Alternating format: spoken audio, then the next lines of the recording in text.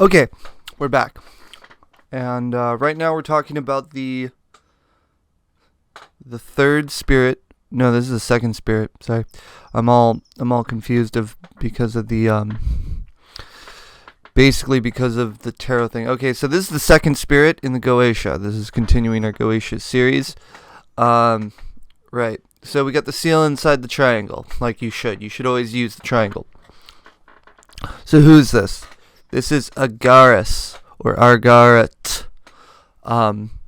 So this is a good spirit for explaining to you the difference between ancient deities and fallen angels, because this spirit isn't found anywhere else. It's literally not found anywhere else. Not in any other reference to this besides the Ars Goetia. Okay, and so what is this spirit, right? So it's Agares or Agares. He's a duke. Okay, so the thing about this, they all have these names or these titles like duke, king, prince, or prelace, and then let's get to it. Where's that list? There's a big old list in here. It's got them all listed. Great, I can't find it. Anyways, so they all have ranks, right? And these ranks determine what sort of metal their seal's supposed to be. And what this is it determines what sort of facet of energy that these represent.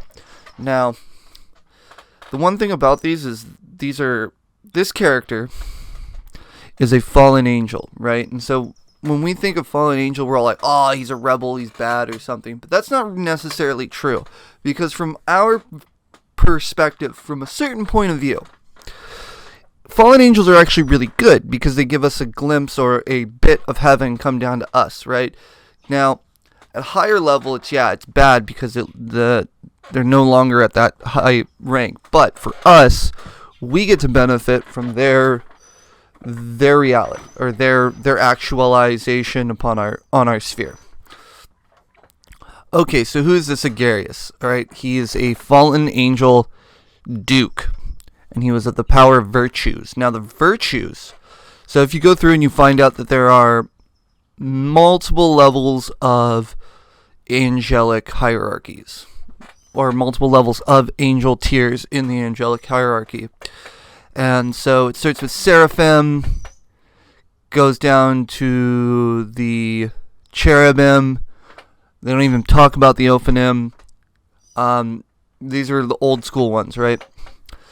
So he's part of the power of virtues. Now, the power of virtues have to do with the integration of divine energy into material circumstances, or the actual material elements. So this thing is a master of elements. Now, let's show some of the pictures I got of this guy.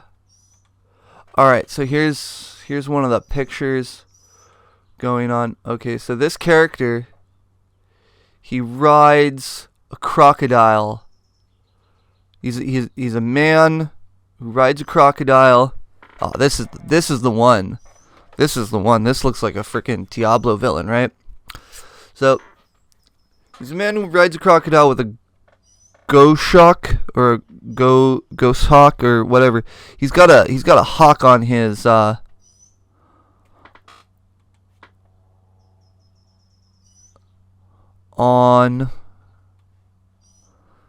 in his hands. So he's of the east. So this is a mental spirit, right? But he rides a crocodile. So the crocodile is a representation of an ancient, older sort of materialistic force that's not only material but also emotional, because of the fact that it can traverse the different sides of everything.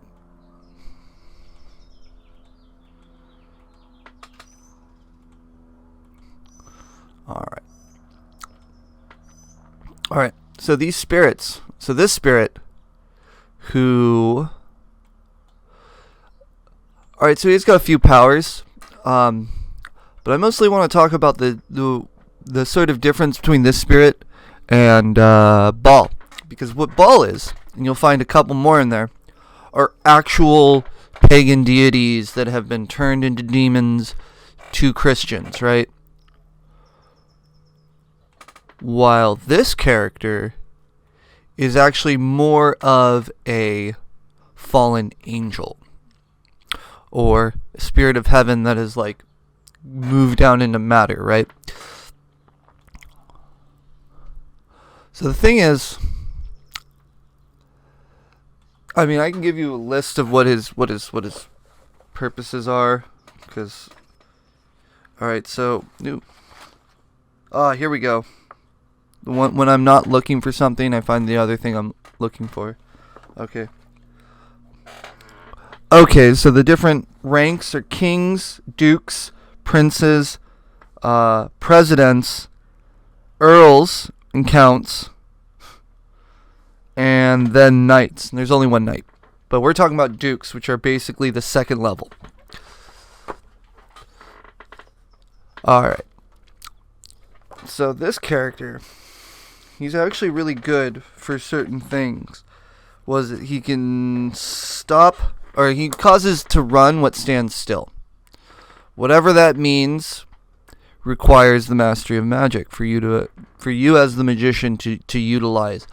What is standing still that needs to run, right? What is standing still that needs to run? Alright, so he teacheth languages or tongues presently, and has the power to destroy dignities both spiritual and temporal. So this thing can destroy things that other people have accumulated, or you have accumulated. So this is a heavy mover. He's a heavy mover, right? And when I dealt with this spirit, because I've actually summoned all of these things in so if you go to the book Low Magic, Lon Milo Duquette, by Lon Milo Duquette. So he has this thing where he basically created his own tarot deck, where he put all the different spirits onto the tarot deck, and then he had to summon them, on his master deck.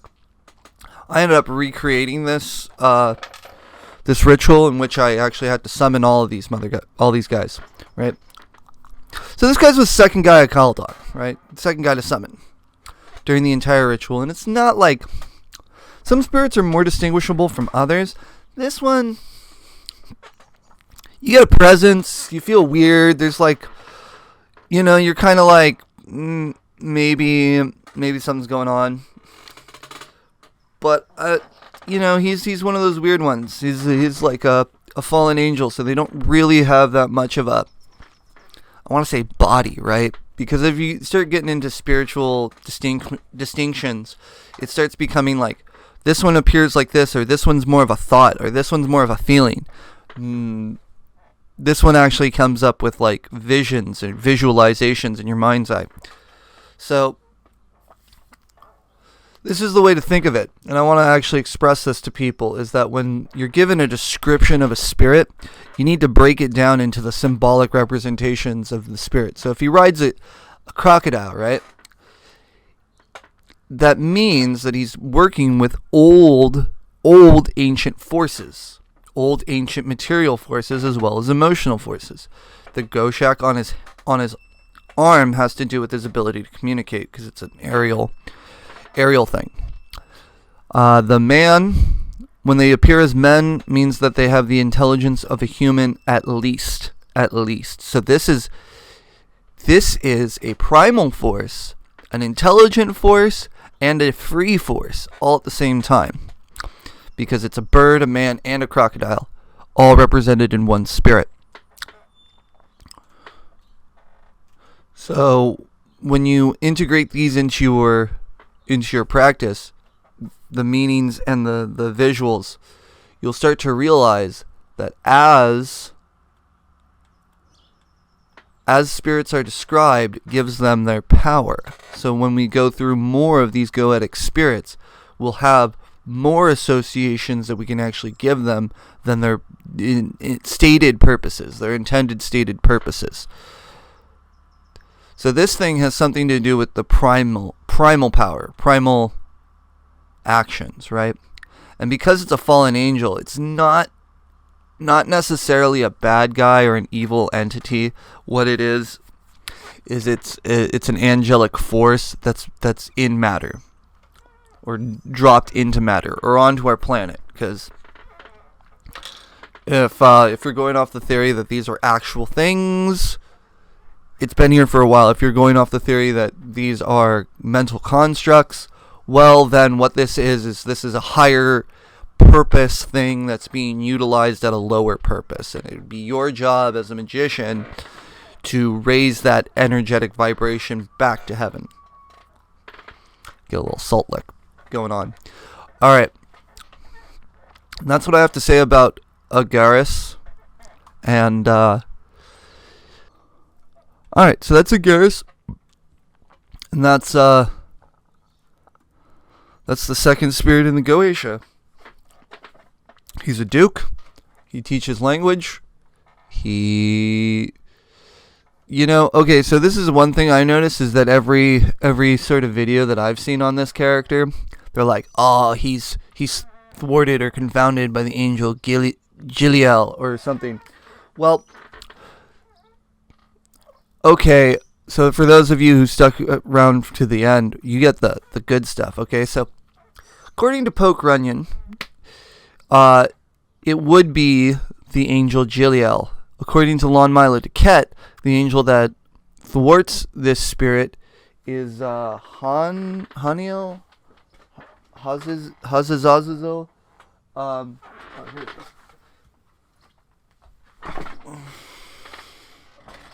It would be Hahaziah. So, okay, the reason for this is because of where they're starting their solar year.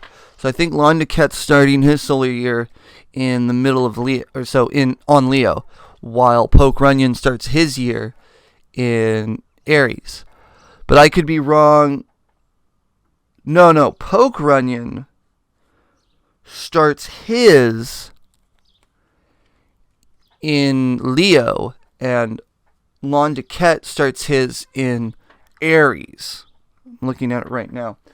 So, because of the different associations or the different worlds that they've basically created with their system, different angels would thwart different spirits. Because the way the magic would work is you would call upon an angel from the Shemha Mepharash, right, for controlling one of these spirits. Because there's 72 spirits, and there's 72 angels, right? So what you would do is you would have the spirit, which is the action, and then you have the angel, which is sort of the intelligence to run it and manipulate it. And so that's how you would go about in higher levels of magic, is that you get one a force and one a form, or one a force and one a direction, and then you would create your reality from there. Alright, so that is my giving you a bit on the spirit Agares. Again, he's a duke. I like this picture that I'm moving around because it's really, that one looks cool. That one looks like something you would see in a spirit vision. This one looks like an anime, you know, or an old school anime. Alright. So that's Agares, and it's a little bit more commentary than you'd find from most people. So this one's a fallen angel. So we've gotten through a Canaanite deity and a fallen angel. Alright. That's about it. Late.